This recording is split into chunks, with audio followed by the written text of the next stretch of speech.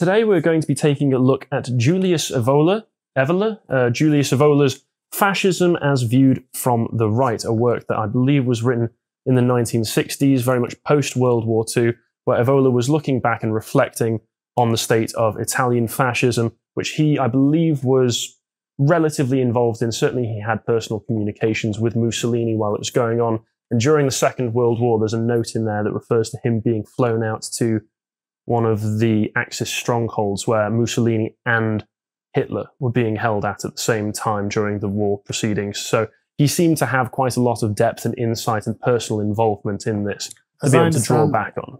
He was never allowed to be a member of the fascist party. While he visited Germany on a speaking tour, he was surveilled by the Nazis. This does not surprise me. They viewed him to be a subversive element. It's interesting. Well, certainly within this book itself, Evola has some rather piercing criticisms of fascism, because a lot of people do consider Evola to be fascist adjacent, or if not just an out-and-out fascist himself. And I think it's pretty clear through reading this, not only his criticisms of fascism, but also his ideas that he puts forward in here for the ideal state as he conceptualized it, a traditional right-wing state, that he was not a fascist. He was very much a traditionalist. He was, or if anything, a monarchist by the looks of it. He's an aristocrat, so he expected a monarchical state. Makes perfect sense. Yes, and this is the first bit of Evola's writing that I have ever read, and I found it to be very interesting. I found it to be very clear, which is somewhat counter to what I've been told about Evola's other writings. Now, you have read Revolt Against the Modern World in the past, which I believe there's probably about 20 to 30 years of separation between when he wrote that and when he wrote this, certainly when he was going through and revising the second edition of this in 1970. What sorts of differences did you find in this? Because was it any clearer to understand? Had his views changed at all? Just curious. Well, no, his views hadn't changed. He's still leveling the same criticisms. He's leveling the same criticisms against modernity as he would in Revolt. And his problem is that fascism is ultimately a product of modernity, and he wants to return to an ancient traditional state. So all of his criticisms of fascism come from that perspective, whereas like my liberal criticisms of fascism came from how fascism operates. His are from how fascism is constituted. And so I mean, there's some overlap there as well that we'll get into. But yeah, he just has a totally different direction from which to criticize fascism.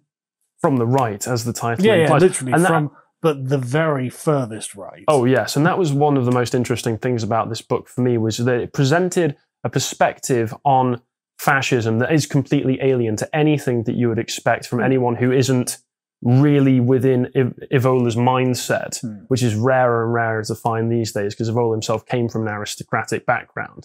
So he had a very particular worldview that he was approaching it from. So his criticisms of fascism both come into it from, he didn't like the totalitarian nature of the system.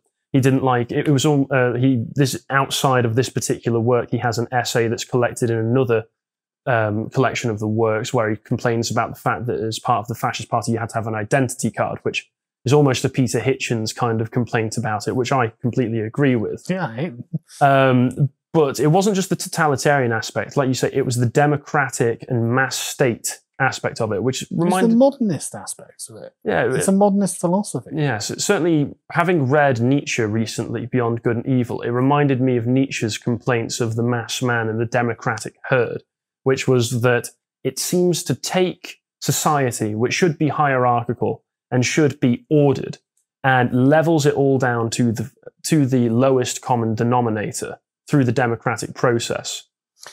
Yes, obviously fascism wasn't explicitly democratic, but it did have democratic elements. And the issue that he has is that its substratum is the liberal state. And so it pays lip service to all of that. And I don't even know if you'd call it lip service.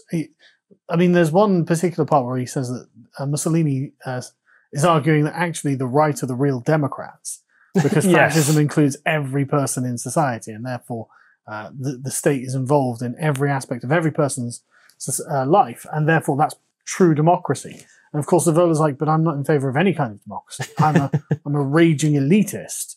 And this mass man movement of fascism, I despise on the basis that it's mediocre, plebeian, it's a downward force. This is not oriented upwards, as he would complain. Yes, I can get a quote here if you'd like to go through it. So he says that we should mention the fact that the conception of the fascist party was affected by its origins, that is, by the intrinsic solidarity of the concept of a party with the democratic idea, through the lack of a rigorously qualitative and selective criterion. Even after the conquest of power, the fascist party was committed to being a mass party. It opened itself up instead of purifying itself, instead of making membership in the party appear a difficult privilege. The regime practically imposed it on everyone. Who was there who yesterday did not have the card, which is referring to that identity card I mentioned a moment ago. And in addition, who could allow himself to not have it if he wanted to perform certain activities? Hence the fatal consequence of countless superficial adherents who were conformist or opportunistic, with effects that were immediately manifest at the moment of crisis. A retrospective counterproof was constituted by quite a few of yesterday's fascists, not just private citizens, but writers and intellectuals who afterward changed their colours, trying to put the past in the shadow and denying it or declaring that they were at the time cynically in bad faith. The conception of party in communism and National Socialism that was maintained also in those movements had instead a rather more exclusive and selective character. In fascism, on the other hand, the idea of the mass party prevailed, prejudicing the positive function that the party could eventually have continued to have.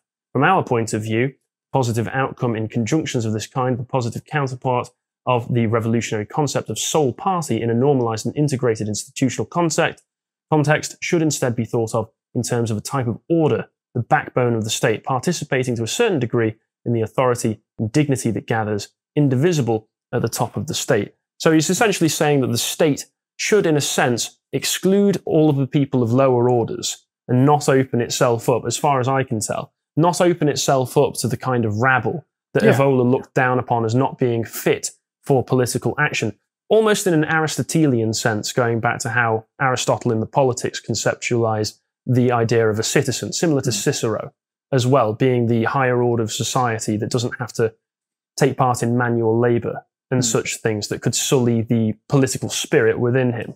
Whereas fascism itself actually did, within the party, even though it was a one-party state, opened it up to the point where you can have anybody come in, which he sees as being a very, very poor decision. You could argue that it's an enervating force. It is anti-meritorious. It makes the state plebeian, low class, and so it reduces everything to the lowest common denominator, rather than. So in Evola's worldview, in fact, let's take a step back, because like Evola has actually quite a clear-eyed view of fascism, because unlike he in fact begins complaining that the problem with fascism is it's essentially been mythologized, and he is actually trying to demythologize fascism and have quite a sober look at what it is and what it isn't, and what it did right from his perspective and what it did wrong. And of course, he ends up saying, well, look, it did a lot more wrong than right. And so to understand his critique of fascism, you've got to understand what it is he's aiming for, and so you have to understand his metaphysics as laid out in Revolt, right? So basically, he feels that human civilization can be split fundamentally into two kinds, which are what he describes as solar civilizations and lunar civilizations. These are poles, as in an axis around which the civilization turns. And a solar civilization is oriented upwards to the transcendent, and a lunar civilization is oriented downwards to the telluric, which means of the earth. I think he discusses a similar idea in this, except using different terms. I think he uses anagonic and catagonic at one point to essentially mean the same thing. Yeah, and so the thing that Evola doesn't despise fascism, and he doesn't worship fascism. And so he isn't inhibited by other contemporary criticisms. He isn't inhibited by his emotions on fascism, ironically. And can give this level-headed view of what he thinks from the traditionalist point of view, fascism did right and what it did wrong. Right? Because the problem that the liberal state has with fascism, primarily, is that it is essentially an agreement on what the state, how it should be constituted, and it is a misbehavior of the state. And so the reason the liberal mind is constantly haunted and the socialist mind is constantly haunted by fascism is because they agree that all of the things that the fascists used should be there. It's the purpose for which they should be used. And so if you are, as a liberal or socialist, do X, then that's okay, because that's in a particular prescribed band of things that you're allowed to do. But if you do something else, then oh no, that's fascism. And so there's this. It's a perennial boogeyman for the liberal and the socialist. Is the fascist will do things that are outside of the orthodoxy of the other two ideologies, whereas the socialists, of course, do everything that the fascists do. They just lie about it. This lie that they have to be totalitarian. Well, yes, and to include elements of what you were discussing there as well. They have those same totalitarian elements, but they are aimed in a different direction for different goals. Yeah, but I don't know if I'd say it was a different direction. They would say that they have to do it because of their intent. They've got different intents. But they still go in the same direction. They still end up with the same consequence.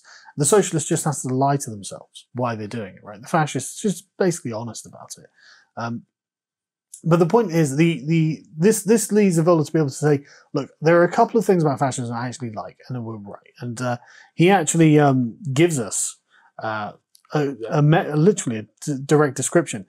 The merit of fascism was to have revived in Italy the idea of a state, of the state, and to have created the basis for an active government by affirming the pure principle of authority and political sovereignty. And that's pretty much where it ends, actually. The other major thing is that it shifts the pole from the lunar pole of democratic democracy, liberal democracy, to the solar pole of authority and hierarchy, right?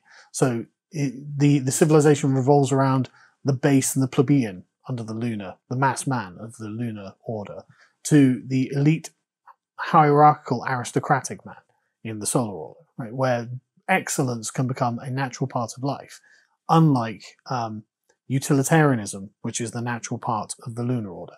And so these are the two things. It creates a legitimate, well, it's not even a legitimate authority, but it creates the basis, as he says, for proper authority and the idea of a legitimate state, but fails to uphold this. And don't know what that was. He's here with us right now. Yeah. If you're here with us, Evola, knock twice. And was that a no? And it shifts the axis towards trying to look upwards.